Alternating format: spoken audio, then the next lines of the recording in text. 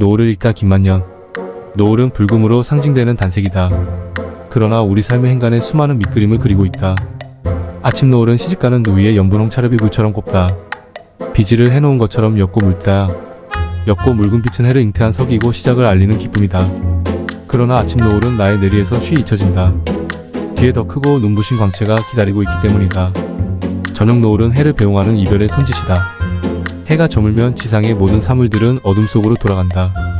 새들도 둥지로 돌아가고 사람들도 번잡한 일상을 놓고 집으로 돌아간다. 또 누군가는 생의 해가 저물어 하늘로 돌아가기도 한다. 그래서 저녁 노을은 서천으로 흐른다. 하루해를 끌고 오느라 발뒤꿈치가 온통 피멍으로 붉다. 저녁 노을은 보는 장소에 따라 다른 감흥을 불러일으킨다. 서해 외포리 바닷가에서 바라본 노을은 황홀하다. 해가 포물선으로 활강할 때 바다는 순식간에 냄비물처럼 펄펄 끓어오른다. 노을에 댄 고기들이 허공으로 불방망이질을 친다. 마치 수평금반 위에서 은빛 무희들이 왈츠를 추는 듯 비상하는 선율이 역동적이다. 빛의 광합성을 일으키며 해를 뛰어넘고 해를 마구 희롱한다. 이때 아주 잠깐 동안이지만 해와 고기와 내가 일직선이 된다. 순간 내 망막도 노을빛으로 물든다. 짜릿한 우주율이 손톱만한 눈 안에서 출렁거린다. 나는 무라의 일체감에 흠뻑 빠진다. 해를 영접하는 바다의 심포니에 내 마음도 덩달아 뛴다. 도무지 발을 뗄 수가 없다. 비갠 산사에서 바라본 노을은 동화적 상상을 불러온다. 뭉게뭉게 피어오르는 노을빛이 찬란하고 기묘하다. 어느 화공이 저리 아름다운 물감을 채색할 수 있을까? 어느 시인이 저리 은유적인 고백으로 밑줄을 그을 수 있을까? 붉은 햇덩이를 끌고 면마장의 수레바퀴가 지나간 흔적 같다. 흰 코끼리 떼들이 수천 그루의 바오박나 물을 밀고 간다. 달마가 불소를 타고 화음을 오르는 형상 같기도 하다. 아니 조물주가 그려놓은 거대한 구름단청 같다. 주홍빛 휘장 너머로 파리보강 칠보사원이 층층 구름으로 쌓여있다. 신들이 거처한다던 수미산이 저기 어디쯤일까? 금세라도 운문을 열고 아미타가 현현할 것 같은 느낌이다. 마치 서천 9만리가 광배에 쌓인 듯이 경이롭다. 나는 일몰 직후의 연노을에도 마음이 이끌린다. 하루를 소진한 사물들이 곧 어둠 속으로 사라진다는 절박감도 있겠지만 황홀하고 경이로운 시간이 떠난 뒤에 찾아오는 안온함 때문이리라. 그맘때가 찔레꽃이 노을에 장광을 이고 흰 별꽃들을 파다하게 피우는 빛과 어둠의 경계이다. 진주홍 노을이 차츰 옅어지다가 산등성이 너머로 가뭇없이 사위어간다. 나는 이 세잔에 가는 소멸의식의 무량한 연민을 느낀다. 하루를 돌아보고 삶의 행로를 조용히 묵상케 하기 때문이다. 아침 노을이 산통의 석이라면 저녁 노을은 삶의 완경을 이루는 색조이다. 하루 일을 마치고 저문 강에 삽을 씻는 농부의 순정한 얼굴이다. 산문에 걸린 노을을 등지고 저녁 소찬을 준비하는 노스님의 온화한 뒷모습이다. 황홀하고 천연한 시간이 떠난 자리에서 은은히 번지는 무욕의 마음이다. 여름날 방죽에 앉아서 보는 강노을은 또 어떤가?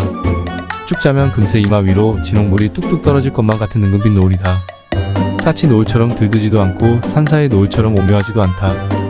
아라리 가락처럼 진양조로 흐르는 노을이다. 어머니의 휘늘어진 치맛자락처럼 애잔한 꼭조를 띤 노을이다. 고달픈 인생길 굽이굽이 넘어가다가 그만 각혈하고 누운 자리처럼 비가 마저 든다. 이 세상 소풍 끝내고 하늘로 돌아간다던 어느 시인의 귀천이 저 노을 속 어디쯤일까? 한 허벅의 노을이 엎질러진 자리가 너무 붉어서 설다. 이때쯤이면 나는 시간여행을 떠나는 철부지 방랑자가 된다. 휘리릭 그리움이란 지팡이로 마법을 걸면 오래전에 지상을 떠난 옛집 한 채가 노을 속에 나타난다.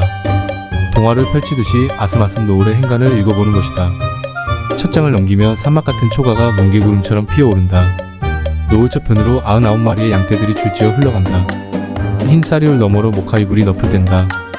앵두꽃 분분한 마당에 묵은 닭들이 맨드라미 붉은 볕을 쪼고 있다. 어린 솜털구름들이 엄마 구름 숲으로 모였다가 흩어지곤 한다. 엄마는 노을강에 앉아서 12폭 푸른 옥양목을 서천으로 푼다. 보리타작을 하던 아버지는 그새 불카해져 황소구름을 베고 초저녁잠을 주무신다. 떡광주리를 이고 파장길을 걸어가는 엄마의 구름버선도 보인다. 새털 모자를 쓴 아이들이 구름 능선을 달리고 커다란 삼봉나무들이 무럭무럭 자라나던 달그락거리던 엄마의 관절이 구만리. 노을산을 넘을 때까지 세월 모르게 철없던 어쩌면 내 어린 날의 생각 같기도 한 노을 동화 한편. 이제는 뜨거운 밑줄 하나 그을 수 없지만 두고두고 읽어도 지루하지 않는 나만의 명작이다. 그리움도 지극하면 착시를 일으키는 걸까? 누군가의 부재를 간절히 호명하면 노을은 나에게 있음의 빛깔로 화답한다. 호그와트행 기차처럼 돌아가고 싶다. 라고 주문을 걸면 노을은 나를 돌아가고 싶은 곳으로 안내한다. 프로이트의 꿈이 무의식 속에 나타난 소망의 고리들이라면 옛집은 나의 그리움으로 현시되는 상상력일지도 모른다.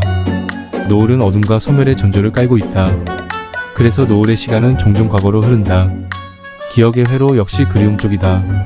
이 그리움의 진폭이 클수록 노을과 나와의 심리적 거리는 좁아진다. 이때 노을이 읽혀지기도 한다. 몇 하레의 저녁 용기로 사라져가던 당신, 흰새 날아가던 서천은 만장처럼 붉었다. 뭉게뭉게 피어오르는 노을의 예측 하나 더 끓이다 보면 당신에 대한 기억도 붉게 물들었다. 방죽에 앉아서 한 사람의 전생을 읽는 동안 어머니는 그렇게 노을 그 먼 데까지 나를 데려다 주곤 했다. 노을이 진다. 하루의 결이 사가 점점이 소시점으로 가는 노을, 어쩌면 내 인생 행로도 저와 같을까. 빠듯한 삶에 부대끼며 빛을 줬던 집착의 한낮도 이젠 한 뼘쯤 물러선 것 같다. 중천에 이글거리던 욕망의 스펙트럼이 점점 노을빛으로 응집되는 시간이다. 외포리의 황홀함도 산사의 오묘함도 이젠 삶의 배경이 되었다. 용서하고 돕고 가라는 노을의 마음이 지난 한 시간을 돌아와서야 읽힌다. 그리움도 때론 삶의 자양분이 되는 걸까? 노을을 읽는 날이면 생글의 미소가 번진다. 사는 동안 노을을 볼 것이고 노을을 보는 동안은 내 마음도 노을처럼 수년해지리라. 수많은 은유를 간직하고도 하나의 빛깔로 사위어가는 노을, 내 삶도 그랬으면 좋겠다. 누군가의 마음에 은은히 번질 수 있는 노을빛 삶이었으면 좋겠다. 읽던 책을 다시 노을 속에 갈무리에 둔다. 내일이나 어느 먼 날에 다시 읽을 그리움이다.